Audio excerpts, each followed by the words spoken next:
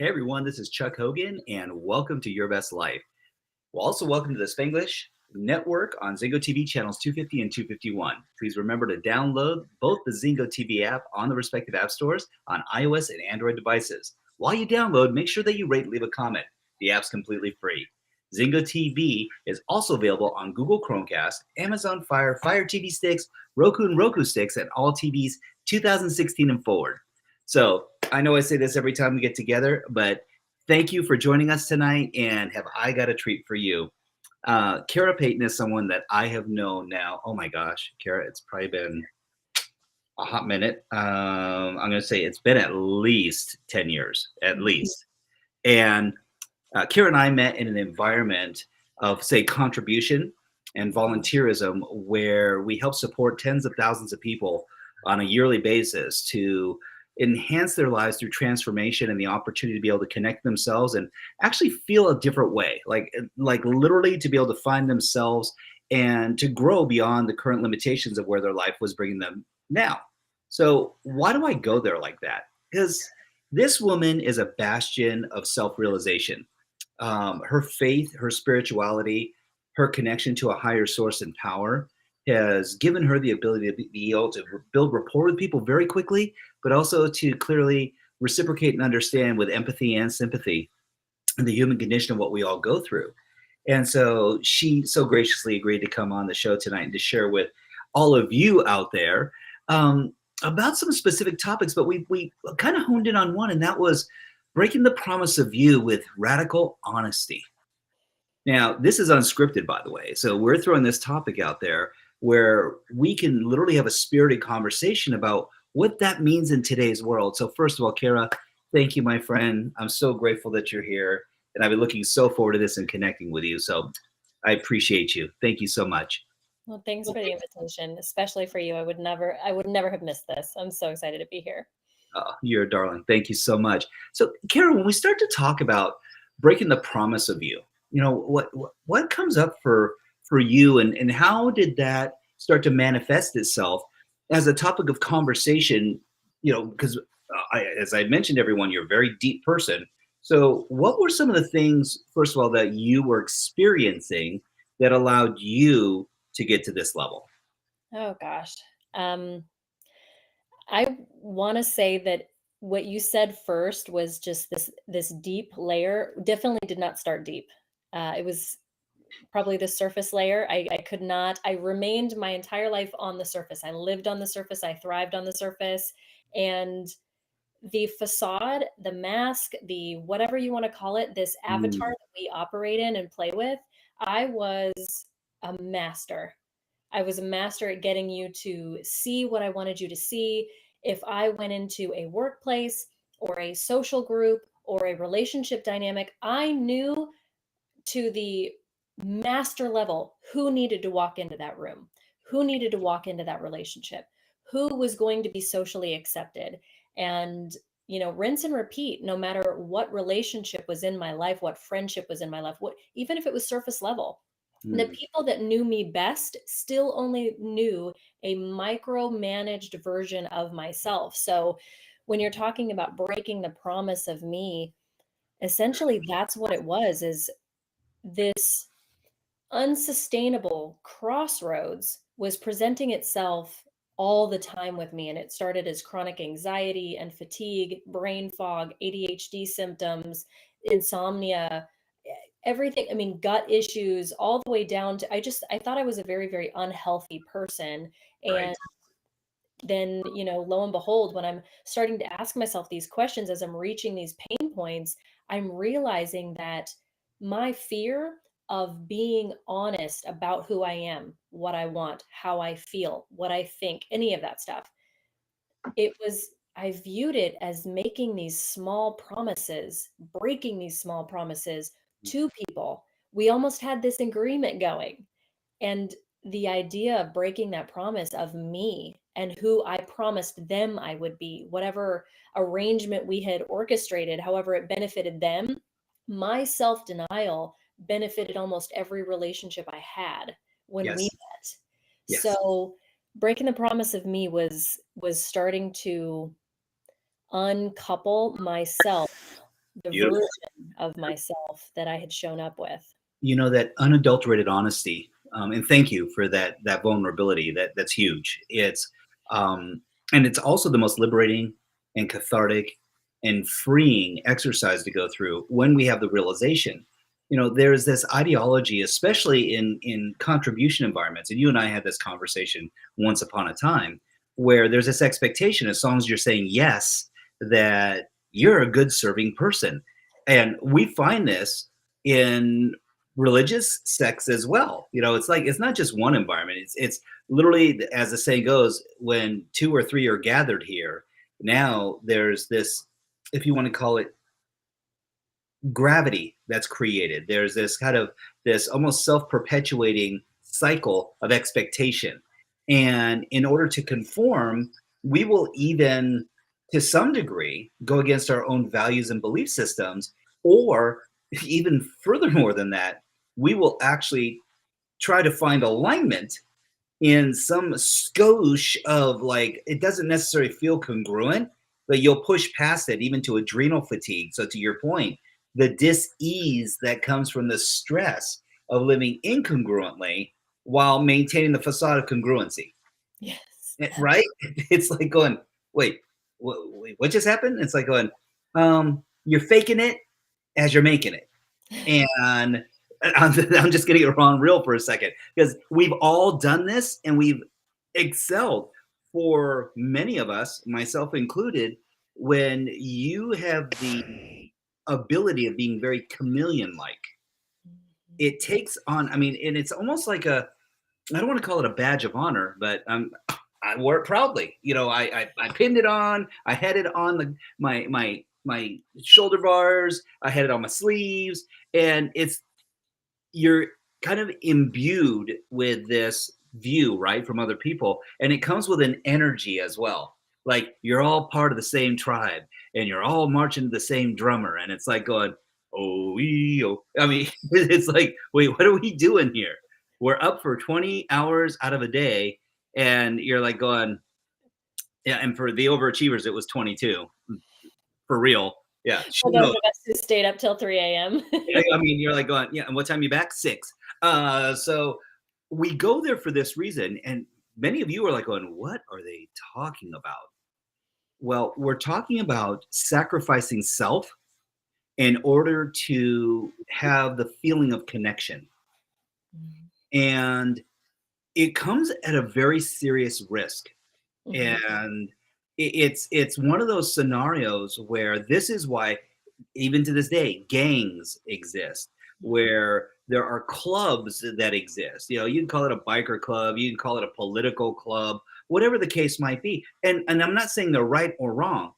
What I would offer is this opportunity. I'd love to get your take on this too, Kara, please. And that is, where do you find the synergy to make sure that there's congruence in who you be, so that you're allowed to live your life in a thrive ideology and not in a survival ideology, and settle for the breadcrumbs of connection when you're seeking so much more? Absolutely. And what a what a perfect question, because when you're talking about the idea of choosing between finding our connection, we want true connection, Mm-hmm. true intimate connection with people. We want to be seen, we want to be heard, we want to be known, we want to be felt face to face. We want that, but we will settle for attachment. Yes. We will settle for just being in the same group, being in the same church, being in the same relationship, being in the same home, being in the same family. We are born with two needs. One is inherent and one is inherent, but it's discarded. We're born with attachment first. Yep. And attachment is our survival. It ensures our survival. If we're born as a child, if we're not attaching to a caregiver, we do not get our needs met and we die. So our brain hardwires attachment with survival. However, we're born with another need. I call it the discarded need. It's the need for authenticity. Yes. Now, to scrub the language, because authenticity has become a huge buzzword. It's become like kind of be myself, or this is who I am. It's become fairly inflammatory and even used on social media, kind of weaponize or isolate yourself or pitch yourself higher than social narcissistic, egotistical, right? It's like you're elite. Yes. So to scrub the language, authenticity to your body, to your nervous system, simply means your body sends you a signal. I don't feel safe. I don't feel good. This feels safe. This feels aligned. I'm not sure about this. I don't have enough information. I feel Mhm. at risk. Things like that. Your body Yes. just sends you signals and you listen and respond. Yes. That's it. Authenticity. My body communicates to me and I respond to it. Yes. So But you have to listen to it. And, exactly. and this dumbing down of the senses to exactly what you imparted, which was attachment syndrome. It's Mhm. like we need to feel safe, and sometimes that's bodies, a roof, some walls. Sometimes it's food or water, and there's 5 essential needs: air, water, food, shelter, and love and connection. And so please continue, because this, I love where you're going with this. This is beautiful, by the way. Thank you for the clarity. Well, this whole thing is for our benefit until it comes to what we've developed now in our social culture. We're not in tribal camps, or we don't live as we used to hundreds and hundreds of years ago, where our survival is kind of something that we had to preserve. We didn't really we had to be more involved with our basic survival. Yes. Now, most of us that are watching this don't have to worry about that. However, so now our brain that is still the same brain though. So you take that brain that's trying to ensure its survival and you bring it into the 21st century, and now it's worried about the things that it considers death, which is social exile, just like you're talking about. So it's weaponized when you're talking about attachment, because attachment will win over authenticity hand over fist every single day, because your brain associates one with survival and not the other. If it can bypass these signals, and all it has to do is say, I don't feel right about this relationship. However, I associate survival and my preservation with the continuation of this relationship. So whatever I need to do to bypass those signals, I'm okay to suppress it. And enough Yes. suppression over time, we're talking about your body's alarm system being continuously clogged with suppression, avoidance, distracting, numbing, whatever we have to do to numb down that symbol. You hear it all the time. We have people that deal with chronic anxiety, but they're taking anxiety medication. What is that doing? It's taking the signal, the alarm in your body that signals to you that your alarm is working, and it's shutting it off. Yep. You take depression medication. We how many people do you know that actually take depression medication? RRI or SSR. What? Oh my gosh, what is it? SS reuptake inhibitor drugs do not work. Nope. Nope. Depression medication does not. Zola. Right. They're still depressed. We're 100. just blocking the signals our body is sending us that indicate our body is working. When your indicator lights on your car, check engine, low tire pressure, low oil, overheating, if you ignore all the sensors that have been put there strategically for what we will call the optimization of your engine and your vehicle, i.e., what God in the universe blessed you with, this body is your vehicle, and you ignore all of the warning signs, it will reward you with what you're willing to tolerate. And that's cancer, hypertension, diabetes. Stress is the ultimate life mitigator. And in most instances, we're our own culprit. It's not that it's being imparted to us. We have allowed ourselves to have a frame of reference where now it controls us because we think everything's a saber-toothed tiger. The 10 million year old monkey brain is looking for what's going to attack us next. And so the perception of, oh, there's a rustling in the bush over there. It must be a saber-toothed tiger in 2024. And you're like going, squirrel. And yet the fear factor, you have the same emotional rise, you have the same adrenaline spike, you have the reduction in dopamine levels, estrogen, progesterone, everything starts to drop like a rock. And we're wondering why people are in adrenal fatigue. Yet isn't it interesting, Kara, that so many people, when they get triggered with this emotional disparity, that they will quickly glom on to another environment. So it's like the old environment wasn't doing it for me. I need a bigger hit, and it needs to be even more grandiose. It needs to be, and in fact, many instances, more polarizing. Because what starts to happen is that when you are losing energy, you're just bleeding it off left and right. You can't retain anything. You're like a sieve. You're like a solo cup with holes punched in it, and you're like going, "Why can't I fill up?" And it's like, "Oh, it's real easy, because your cup be broken." And sorry, technical term. And so when we start to look at this, it's like, okay, how do you patch the holes? Yeah. And it's Yeah. by honoring and loving and appreciating even more of yourself, not less of yourself. See, these holes are the negating or mitigating factors, where those are our beliefs and value systems that we're letting go of, that we're releasing and just sloughing off like they don't matter. And I'm like going, you are literally pulling pieces of you. You would no longer bust off a pinky or a pinky toe or, your left eye or your right ear and go, yeah, I'm good. I'm good. I'm a Picasso painting in work, and it's like, okay, so are you the sum of all your parts or only the parts that you love? Mm-hmm. Only Yeah. those parts that you think you respect.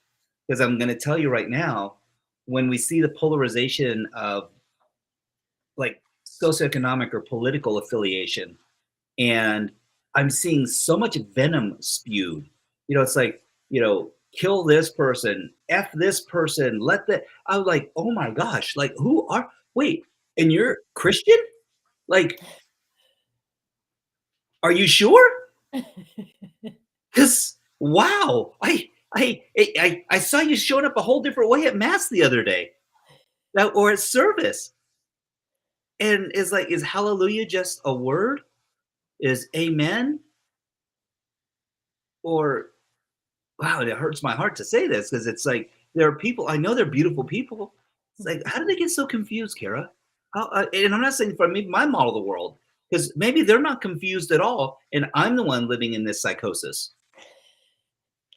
Well, the interesting thing about, especially when it comes to identity politics and things like that, is, well, why do we call it identity politics? Because that group camp think, where you're living in a vacuum in an echo chamber of beliefs, is that you do feel on a survival basis like you belong to something. And Yes. so when you take something as unparalleled as the pandemic and the amount of fear that it bore inside all of our Oh, souls, and then you pair it with all this unknown, and yes. then you pair it with what's being piped to us by the media, with what they want us to see, which is a focus on violence and aggression, and the world Mm, just coming upended. We were in a constant state of unknown, in a vacuum of our own belief system, where social media is piping in our own chambers of belief to us and yes. almost gaslighting us with, kind of like, you take the gas from your tailpipe and feed it back into the car, so we're all high on our own BS. And then you want to stick us at home with something that could kill us, and then we have to vote in the same year. We're viscerally against one another because our beliefs are so completely opposite, and they're both sides are being contaminated to unrecognizable proportions. Oh, it's uncanny. But then you take the human mind and what it does with that, so Oh, desperately wanting connection because it's terrified, so desperately wanting to belong because it's terrified. We were all in our amygdala, trapped in a very, very, very survival based preservation routine. mhm. Every single behavior we have, every single word we speak, every single thing has an emotional reason behind it. Yes. We may not agree with it. I agree with probably a very, very, very less than 50% of, if you wanted to say one side or another side, there's the extreme on both sides, and there's kind of the middle on both sides, and then there's the true just apathy, I don't care middle. Right. I'm probably even a fraction smaller in one of those camps. And to this day, I still could look at every single extreme and every single non-extreme and understand they have a good reason to them Yes. why they believe, why they think, Oh, why they feel, why a they're saying, million why they're percent. doing what they're doing. A million percent. Where I get concerned is when they're calling for the death of people. Oh, absolutely. Hang this person, go after, and it's both sides. It's not one side; it's both sides. Right. The challenge that I feel beckons for most of us now is the lack of accountability. It's Right. like if you screw up and you're remorseful, are you just remorseful because you got caught, or are you remorseful? It's like it's like a little kid. It's like would they continue to do the behavior if they didn't get caught? And you're like going, interesting. Nestle Toll House cookies are good when you get permission. When you don't get permission, it's called taking them without permission. And so at some point in time, to your point, I can see in every single modality where they feel that they had a reason, a season, a purpose, an intent. And where it becomes so polarizing now is that in this belief system that exceptions become warranted, right? It's like, because had you done some of these things, or I had done some of these things, or we had had a track record, as many of these politicos do. Someone was asking me the other day. I have an uncle who was a former senator in the state of Maine, and so served 18 years, very as a servant leader in that ecology. And it's interesting. And I asked him, "Why aren't you running again?" He goes, "I didn't run the last 2 times. The constituents put my name on the ballot." He goes, "I wasn't running." Now, why do I go there? I said, that's a collective group of people who have respect for someone who they feel is standing for them. And I go, that's very interesting. Now, why is it so different now? I said, well, because the collective grouping is that do you and I have a choice in who actually gets the nomination? And I go, not really, because the way the system is set up. And it really feels now, Kara, like there's this gamification that's starting to occur around all this. Like, who can get more social media likes? Who can put out the most venom? Who can raise the most money? I was like, oh, for the love of Pete, can't we just entice some amazing people who have massive success in other areas of their lives to come and serve? And the truth is, if we're being transparent, why would they want to? Why would they want their lives to be upended and to have their lives scoured with, more proficient than the most in-depth proctological exam you could ever experience in your entire life? And they're like going, wow, would you use the Hubble telescope to look back in time through their innards to see exactly when, at the time of conception, if they were a good person? Because really, isn't it amazing that people's reputation, and there's so many people who have said, I thought about running for office, and then I realized it wouldn't be worth it. No. Wow. No. I mean, there's how many good people with the right intentions have been raked over the coals and completely eviscerated by the machinery that is that system, And unfortunately. when they've been telling the truth, when they've been serving for the greater good, right? And it's like, oh my gosh. So even when you're doing good, you're being judged. Or chewed And up it's and like, spit out or oh, manufactured to be presented to the world as someone that you are not for the sake of canceling someone, for lack of a better word. I hate to use that. It's been so overused, but oh, when they want someone gone, there is a protocol that is tried and true that they can always just turn and rely on. And they've done it hand over fist by whether you're a politician, whether you're somebody that dares to speak against them, whether you're somebody that sure. writes about somebody stirring up the wrong side of the mud. And when you're not going with the grain, you are dealt with. And we've seen this no matter which side you're talking about, we have seen people being dealt with. Right. And the truth doesn't make a difference. Mhm. The truth doesn't make a difference. It doesn't make a difference if it's the facts are in front of you. And part of it too now is the entire ideology of entitlement and not accountability has become very mainstream.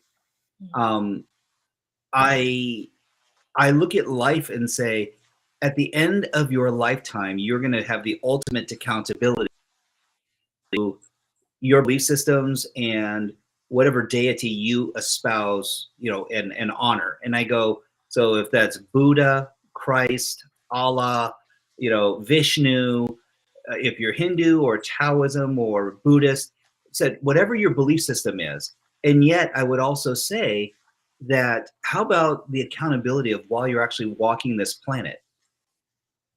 Yeah. Well, It's like, who are you? the problem is Who truth are has you? become What?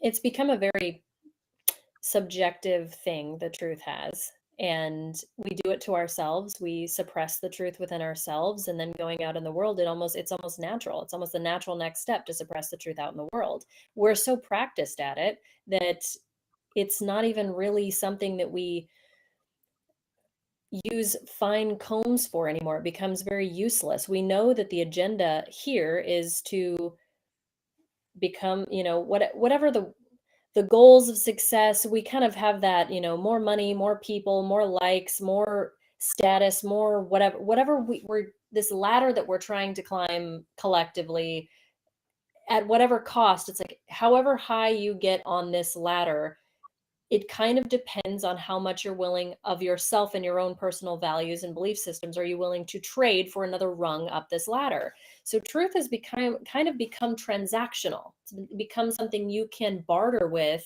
in order to kind of buy power in this world, which we're warned about in my particular lean of faith. We're warned that the king, the ruler, the god of this realm is that's his main goal: to steal, kill, and destroy. We've been 100% Oh, bought the in. devil's alive and well. Yeah, I know the devil's alive and well, and it's interesting to see what poses now for faith, because it's not enough that for some people there's this ideology of justification by faith, and I go, that's great. Are you a good person? Are you a kind person? Are you empathetic? Are you compassionate? Because I know some people who I grew up with them and they claim to be agnostic, yet they're some of the most kind people on the planet. They'd give you the shirt off their back. They aspire to do what's right, what's real. And so at times I wonder, what is the currency that we're actually dealing in now? Is it connection? Is it faith? Is it love? Is it respect? Or are we dealing in currency now, to your point, where,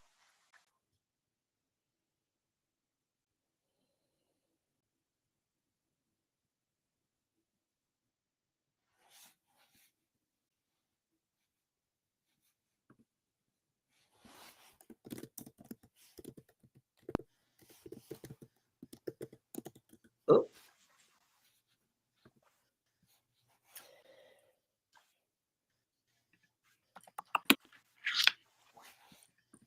oh, okay. I apologize to everyone. It looks like I'm having some technical difficulty. Hang on one second, Kara. Can you hear me? I've got you now. Yeah, Let me. Okay, can you hear me now? I can. I don't know what it was. Kara, can you hear me? Yes, I can. Okay, I'm going to keep my camera off just for the time being and see if that clears up a little bit. I apologize to everyone. We're having some internet connectivity issues where I'm located. Well, no worries. Oh. I got the first part of your question, but I missed the second half. I'd love to hear you so I can answer more thoroughly.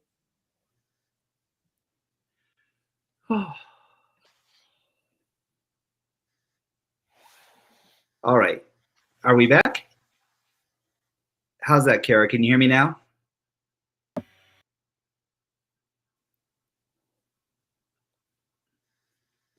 I apologize to everyone. We're having some technical difficulty over here. We made it pretty far, though. Hang on one second.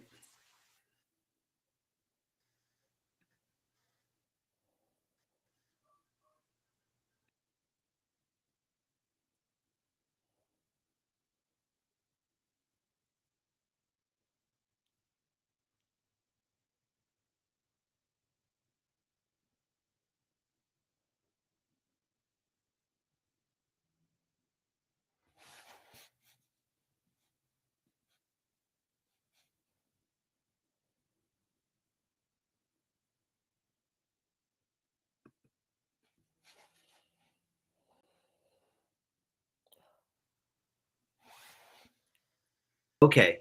I hope I'm back. Is this okay? I hear you. Are we good? Okay, good. Good. I'm so sorry. I have no idea what's going on with the Wi-Fi over here.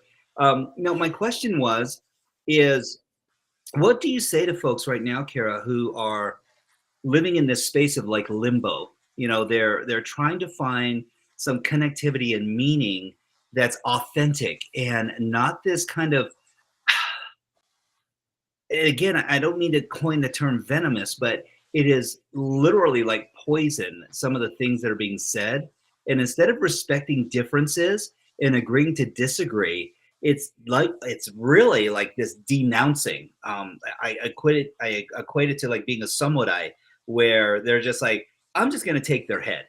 Like, we're just gonna stop this conversation, and it's like they're gonna commit seppuku. No, I'm just gonna take their head. They don't have to, you know, do the honorable thing. We'll just go ahead and end it for them. And they're very gratified by this ideology of total obliteration because they're the enemy. And I go, whose enemy? Democracy? Like love, light, and happiness, spirituality, connectivity? Who's the bad guy here? Where's the devil?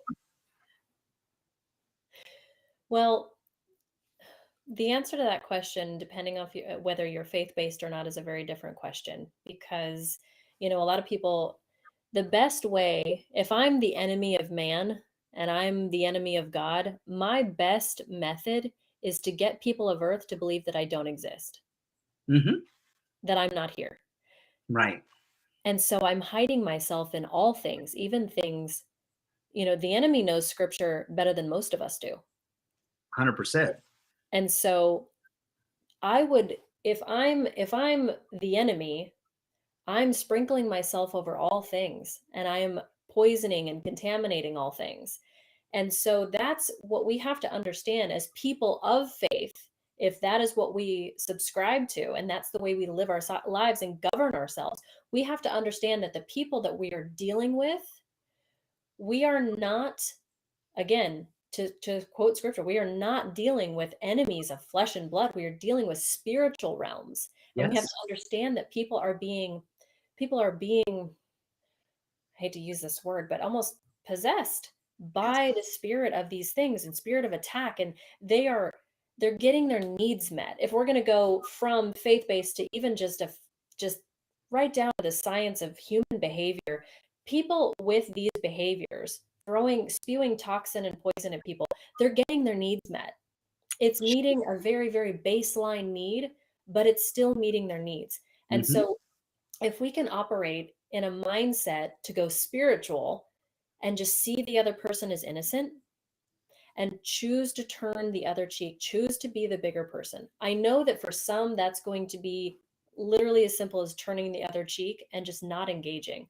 For Right. some, that's not going to be avoidable. That's something that it's a relationship that's important enough to you to hash that out. But for a lot of especially in my life, there were so many people that once I guess was public about my beliefs, and it was like there's no more hiding this. Everybody kind of they've stuck my proverbial head on a stick and they're demonstrating it to the whole world what I believe in for all to see, and I was going through my own machinery of being canceled. Yes. Those that left, the abandonment, the band-aid ripoff where there was just Oh, mass exile in my life, that that took place. And at the end of the day, my brain thought I was going to shrivel up and unalive and Yeah. exist no more. Yes. Newsflash, much to my surprise, I made it out alive. Exile does not offend the rogue. And once I officially stepped out into that, and in that scary truth, in that defacing my own brain's desperate plea to just go back into the comfort zone, go back into attachment, go back into groupthink, go back into camp, go back into, you can't like No. go back on some of these things. Well, I literally couldn't. The decisions were made for me. yes. I didn't die. Well, you and I, we've had this discussion, and it's interesting because very similar situation, and yet part of it comes down to another construct, which is for the longest time there was alignment because yes, and I chose to turn my reticular activating system to certain modalities and things like contribution, volunteerism, that it was for the greater good, and that as long as I lived in that modality, that I was a good person.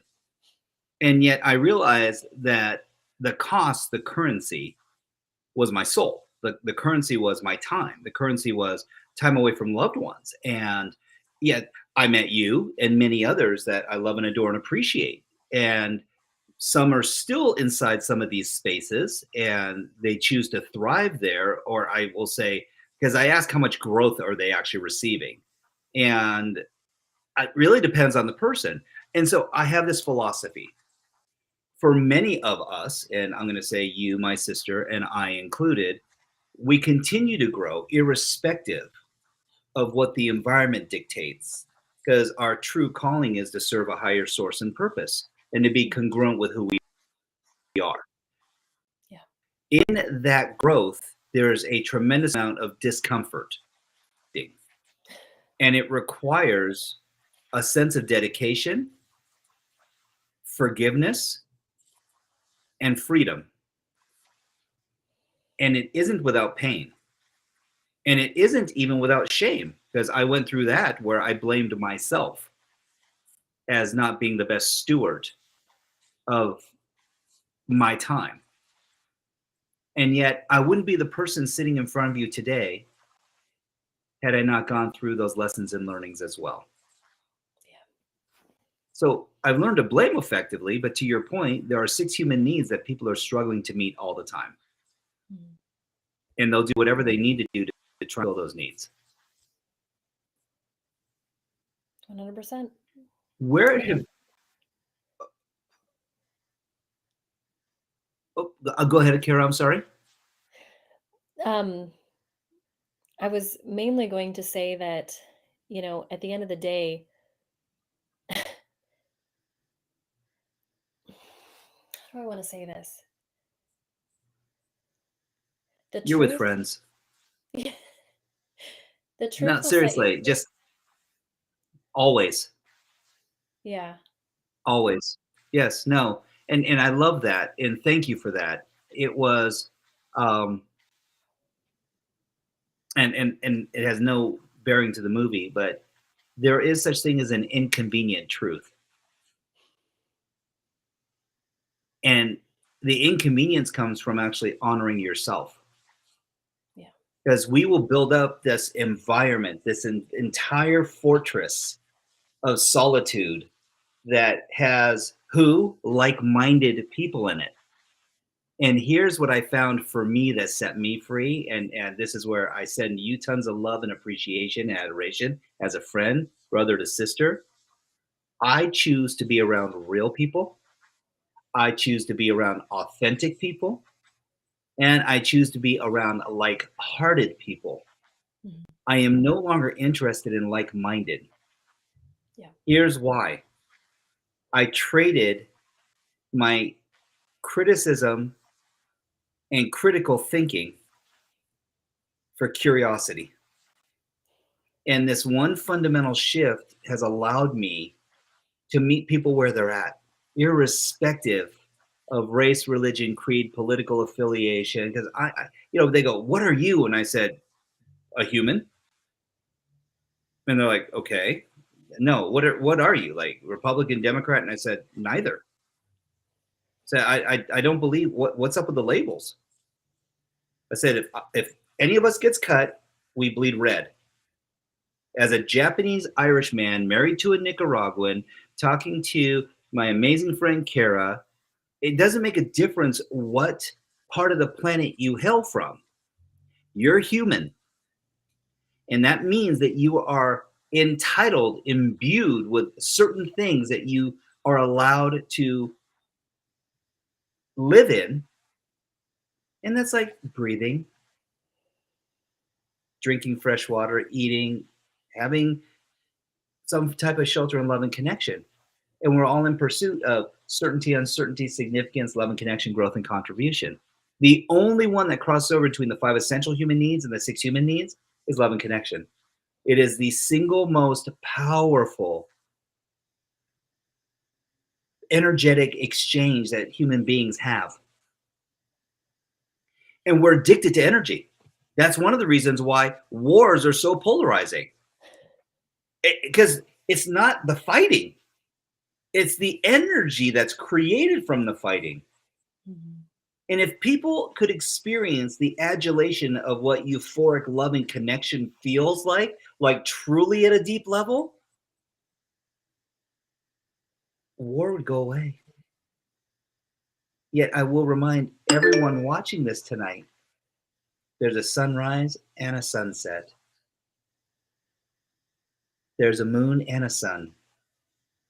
There's these different cycles in our day, 24 hours. And yet I will also remind everyone there's no such thing as balance. Work-life balance doesn't exist. Our lives are seeking harmony and synergy. And to your point, Karen, thank you for this, because it really is beautiful. What would you say to someone who's seeking to find synergy in their own life? I know that's like opening Pandora's box, but thank you for entertaining it. Well,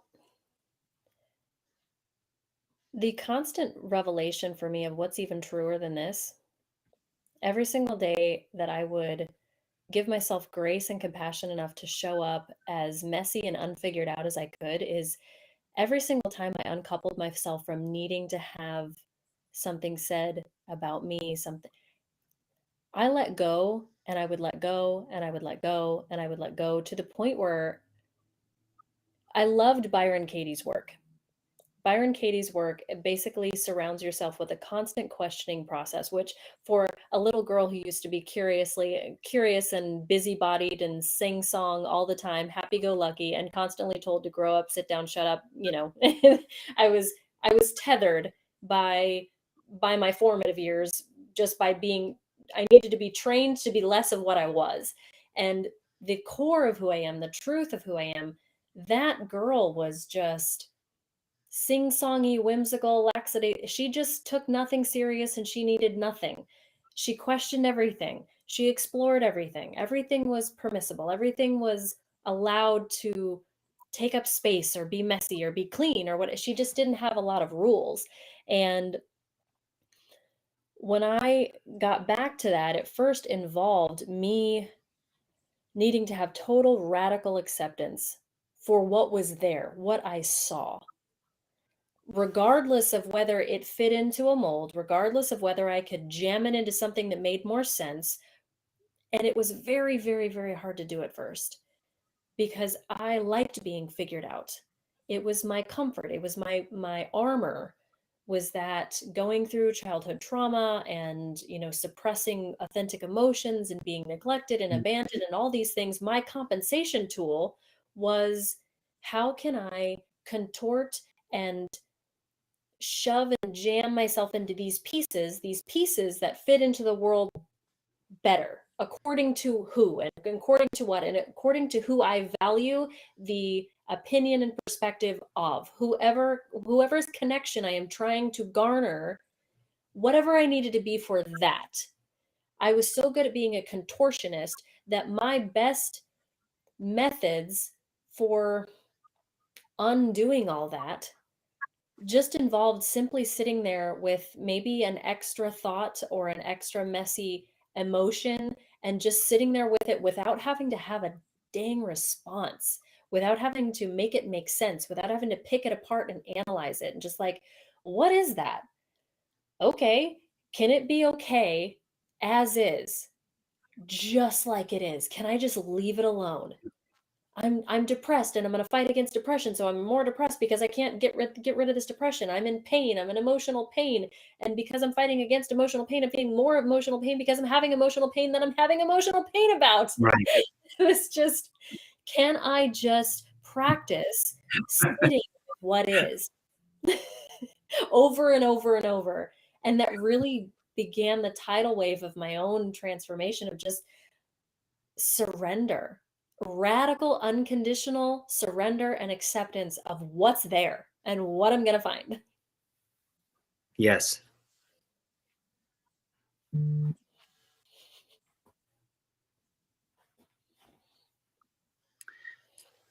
That's beautiful.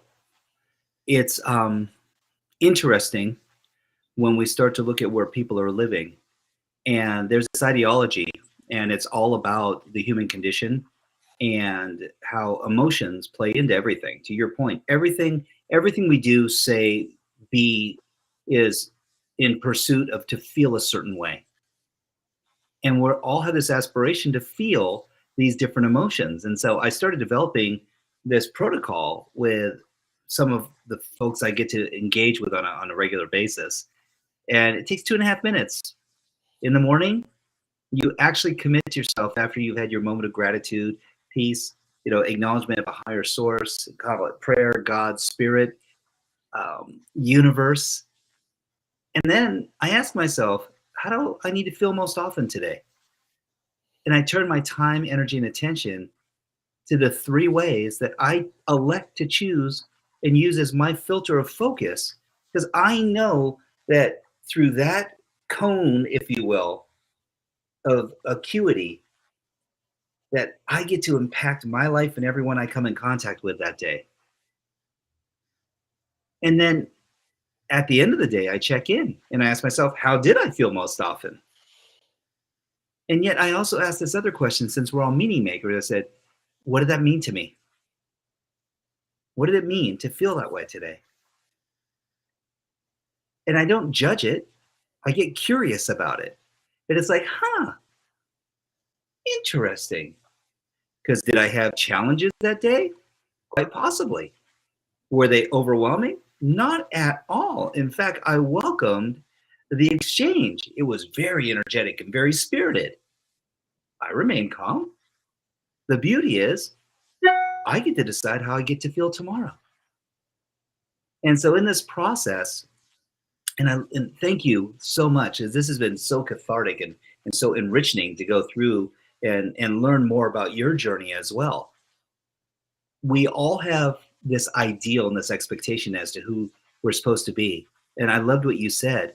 I found ultimate freedom when I let go of the judgment that I needed to be a certain way, that I needed to feel a certain way about something. And I go, okay, well, I'm feeling this way. I didn't elect to feel that way. So what was the meaning I was attaching to it that resulted in this? And it's like, wow. And when I got really curious about it, it was like, that's pretty dang cool. I also have found that in my own interpersonal relationships, I've been married to the love of my life for the last 36 years. And the blessing with Julie is that she's always inquisitive, always, and rarely, if ever, judgmental. And I asked her, I said, how did you get to be this way? And she just said, I had enough pain when I was little that I decided I was going to concentrate on feeling good and turn my energy and my focus towards loving, honoring, and appreciating myself and others.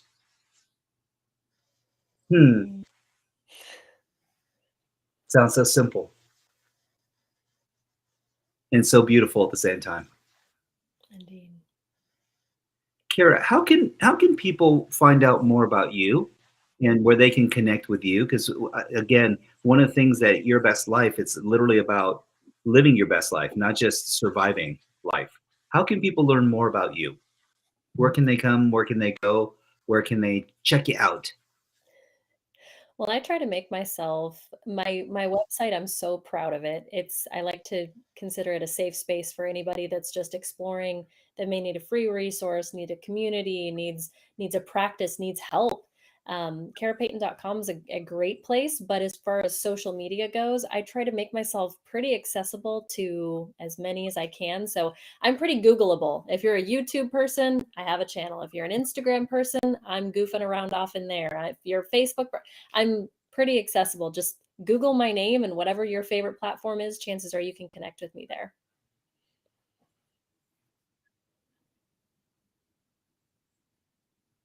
Oh, you're amazing. Thank you so much, Kara, for being on tonight. And I'd love to have you back because you and I could chat about this forever. And just know you are a force for good in this world. And thank you for being a world changer and a thought leader and a spirit guide to many people. You've touched a lot of hearts today. And I just so adore and appreciate you. You're amazing. Thank you, thank you, thank you. I love you so much. Thank you for having me here. It's a pleasure. I'm going to remind all of our listeners, if you enjoyed the show, remember, you can be heard on the Spanglish Radio Network. Please check out at http://spanglishworld.ca for all the news and all the programming. Spanglish World, watch it, hear it, read it, download it, and definitely thank you, Kara.